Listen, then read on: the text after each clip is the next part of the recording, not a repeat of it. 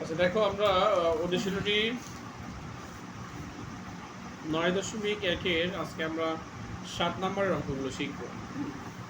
7 নম্বর অঙ্কগুলো দেখো কি বলেছে, সাইন এ ভাগ cosec A plus cos A plus sec A সমান 1। অর্থাৎ এটা আছে, এটা হিসাব করে 1 বানাতে হবে, তাই না? একইভাবে আমরা এই তিনটাই শিখবো, ঠিক আছে? তাহলে একটু মন দিয়ে বুঝো। লেফট হ্যান্ড সাইড ছিল আমাদের সাইন এ ভাগ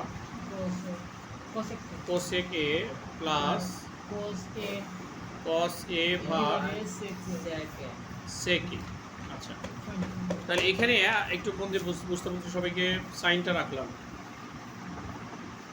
দেখো আমি এখান থেকে সাইনটা সরালাম, তাহলে এখানে 1 থাকবে, নিচে থাকবে হচ্ছে হলো কোসেক এ প্লাস একইভাবে এখানে আমি এই কসটাকে এখান থেকে সরালাম,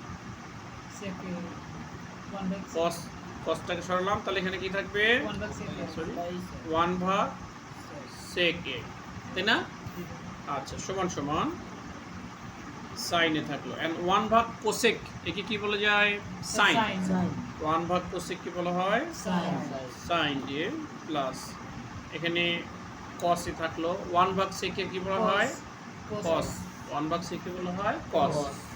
তাহলে সাইন একটা দুইটা না, সাইন কি হবে? সাইন স্কয়ারে প্লাস কস কি হবে? কস স্কয়ারে। তাহলে সাইন স্কয়ার প্লাস কস স্কয়ারের মান 1। এটাই রাইট হ্যান্ড সাইড ছিল, তাই না? Right hand side. তাহলে এটি হচ্ছে প্রুভড। যারা একটু বুঝতে প্রবলেম আছে আমি আরেকবার বুঝাই। প্রথমে আমরা লিখেছি, দেখো এটা ছিল লেফট হ্যান্ড সাইড, তাই না? আমি সাইনটাকে এখান থেকে সরালাম, তাহলে এখানে 1 আছে, এখানে কোসেক আছে, প্লাস এখানে কসটা সরালাম এখানে, তাহলে 1 আছে, এখানে সেক আছে। সাইন থাকলে 1 ভাগ কোসেককে বলা হয় সাইন, কস থাকলে 1 ভাগ সেককে বলা হয় কস। সাইন একটা দুটো না, সাইন গুণ করলে সাইন স্কয়ার, কস গুণ করলে কস স্কয়ার। এবার সাইন স্কয়ার কস স্কয়ার যোগফল হচ্ছে 1। এটা ছিল রাইট হ্যান্ড সাইড। এটা তো ক নম্বর করলাম। এরপর দেখো খ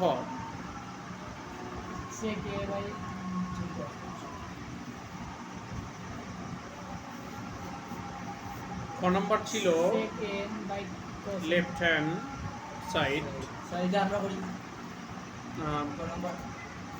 লেফট হ্যান্ড সাইড কি ছিল আমাদের? sec a by cos a minus tan a by cot a, এটা ছিল না? আচ্ছা, ঠিক আগের মতো করে আমরা এই সেকটাকে সরালাম, তাহলে এখানে কি আছে? 1 cos মাইনাস ট্যানটাকে এখান থেকে সরালাম, তাহলে এখানে কি থাকবে? 1 ভাগ cot। দেখো 1 ভাগ cos কে সেক বলা হয়, কি বলা হয়? 1 ভাগ tan কে বলা হয়, 1 ভাগ cot কে বলা হয় tan। বুঝা গেল কি না?